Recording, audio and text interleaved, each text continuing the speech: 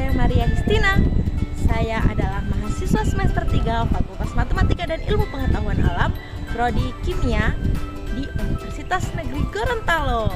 Nah, di video kali ini saya mendapat tugas yaitu menjelaskan proses pencucian emas mata kuliah kimia anorganik dari dosen pengampu yaitu Bapak Kostiawan Sukamto SPDMT. Untuk lebih jelasnya, kita langsung saja ke materinya. Tunggu dulu, kita opening. Iki kudune damkar iki. Lah iki kudune damkar, nek ora damkar ya ora iso no. Few moments later. 괜찮아요. 괜찮아.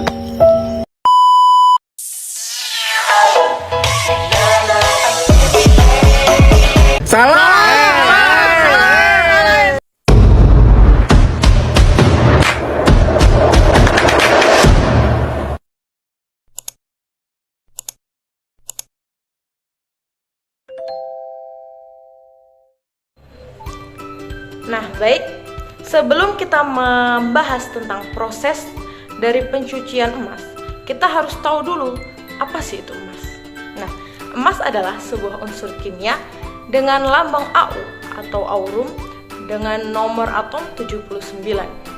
Emas adalah sebuah logam yang cerah, memiliki warna agak orange kuning, padat, lunak, dapat ditempa, dan ulet dalam bentuk murni.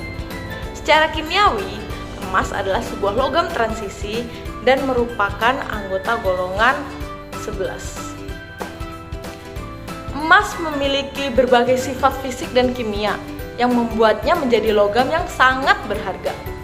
Emas adalah logam yang sangat langka dengan konsentrasinya di kerak bumi yang sekitar 0,004 gram per tonnya. Emas juga adalah logam yang sangat tahan korosi sehingga tidak mudah berkarat dan rusak oleh air, udara, dan bahan kimia. Lalu kegunaan emas untuk kehidupan sehari-hari itu antara lain sebagai perhiasan, investasi, dan kegunaan industri lainnya seperti industri elektronik, kedokteran, astronomi, dan lain sebagainya. Dan lalu tidak sembarang biji itu menghasilkan emas. Yang jenis-jenis biji yang menghasilkan emas yaitu antara lain biji vein urat. Biji ini terbentuk akibat pengkristalan larutan mineral dalam retakan atau rengkahan batuan. Biji emas ini biasanya ditemukan dalam bentuk butiran kecil atau lembaran tipis bersama mineral lain seperti kuarsa, pirit, dan kalkopirit. Contoh biji vein ini adalah lodi emas, kalgulin di Australia. Lalu yang kedua adalah biji placer atau aluvial. Biji ini terbentuk akibat akumulasi emas yang terbawa dan terdepositkan oleh air sungai atau gletser. Emas yang ini biasanya ditemukan dalam bentuk butiran halus, pipih, dan tergerus. Contohnya yaitu di Sungai Yukon di Alaska. Yang ketiga adalah biji disseminated atau biji tersebar. Dalam biji ini tersebar secara merata dalam butiran induk, biasanya dalam konsentrasi yang rendah. Ekstraksi emas dari biji ini membutuhkan proses pengolahan yang lebih kompleks dan biaya yang lebih tinggi. Contohnya yaitu ada Grasberg Mine di Papua. Dan penting untuk diingat bahwa eksplorasi dan penambangan biji emas harus dilakukan secara bertanggung jawab dan memperhatikan lingkungan. Perdagangan emas harus diikuti aturan dan regulasi internasional untuk mencegah pencucian uang dengan kegiatan ilegal lainnya. Itu saja penjelasan singkat dari saya mengenai emas. Dan sekarang adalah proses pencucian emas dari jurnal yang saya pilih yang berjudul dengan judul The Development of Acoustic Pre-Leaching Step for the Recovery of Aurum from a refractory or a tailing height, atau pengembangan langkah prapelindihan kaustik untuk perolehan aurum dari tumpukan tailing biji tahan api. Ini adalah jurnal dari Elsevier, yaitu ditulis oleh Snidersa dan kawan-kawan. Dalam jurnal ini, bagian pertama yaitu adalah perkenalan, pencucian diagnostik dari satu sampel tailing menunjukkan kadar emas sebesar 3 gram per ton, dan hanya 18% yang dapat diperoleh kembali dengan proses CIL. Apa itu CIL? Proses CIL atau carbon in leach adalah proses ekstraksi emas dan biji perak dari biji yang melibatkan kombinasi antara pelindihan dengan sianida dan adsorpsi dengan karbon aktif. Proses ini merupakan salah satu proses yang paling efisien dan efektif untuk mengekstrak emas dan perak dari biji, dengan tingkat pemulihan yang tinggi sekitar 95-99%. Lalu ada 35% dan 16% emas ditemukan masing-masing berasosiasi dengan mineral yang dapat dicerna, HCl dan HNO3. Dan sisanya emas berasosiasi dengan kuarsa. Serangkaian uji prapelindihan asam sulfat pada suhu rendah sekitar 60 dan 80 derajat Celcius dan suhu tinggi sekitar 180 dan 230 derajat Celcius telah dilakukan. Hal ini menghasilkan ekstrak emas yang rendah, biasanya hanya 10% atau kurang dari itu. Selama pelindihan sianida berikutnya pada suhu yang rendah, namun dengan tingkat pelindihan yang lebih tinggi sekitar yield 60%, untuk suhu yang lebih tinggi dengan menggunakan 120 gram per liter asam pada 500 kPa O2. Karena tingginya biaya modal sistem pelindihan bertekanan ini, dan mengingat bahwa suatu proses yang dikembangkan untuk pengolahan material dalam jumlah yang terbatas, maka penyelidikan diluncurkan untuk menentukan apakah ada langkah prapelindihan dengan suhu rendah relatif yang dapat menghasilkan keuntungan, begitu, kayak menghasilkan yang banyak dengan biaya yang sedikit. Nah, lalu di jurnal ini akan dibahas hal itu.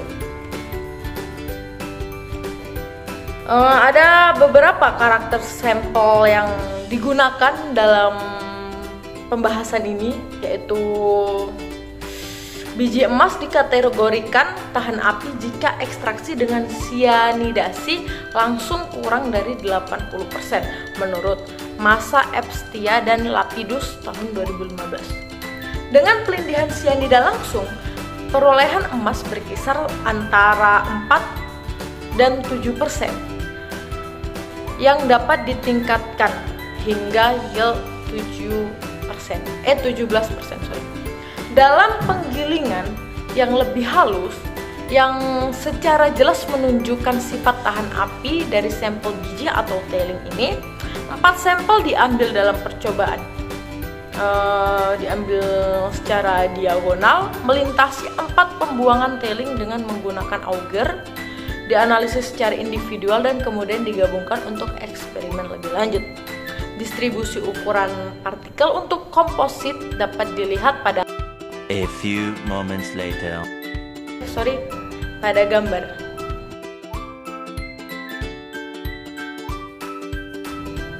Dan ditemukan tipikal biji penggilingan bebas dengan ukuran partikel 80.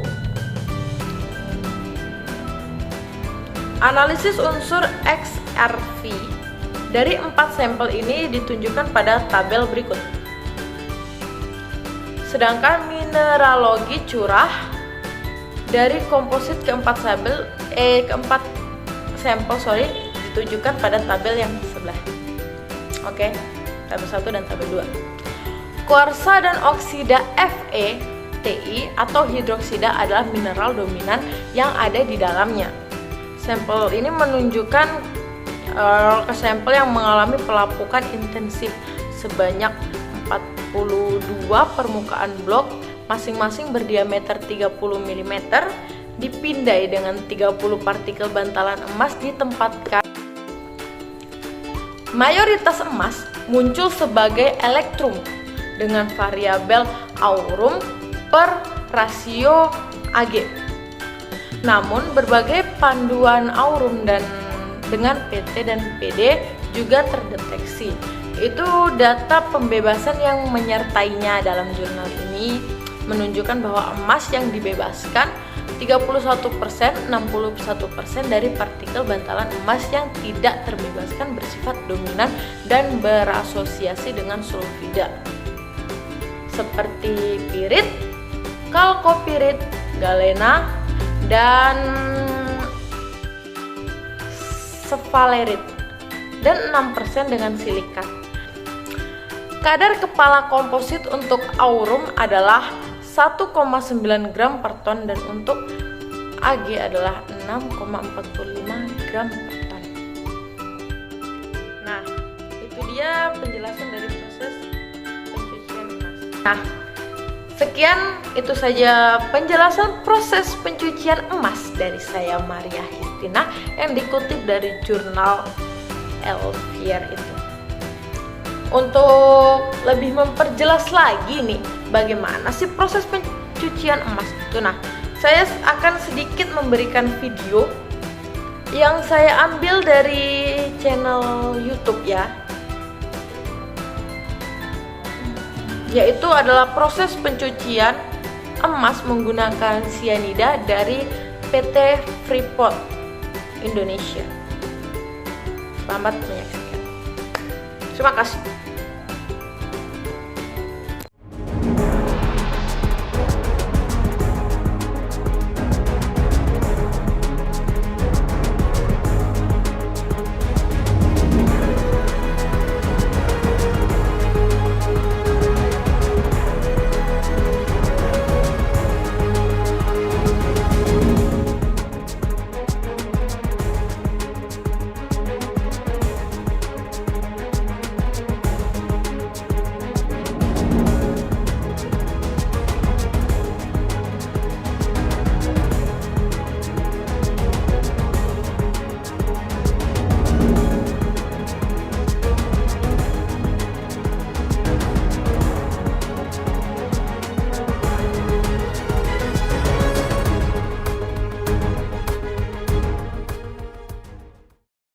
Thanks for watching.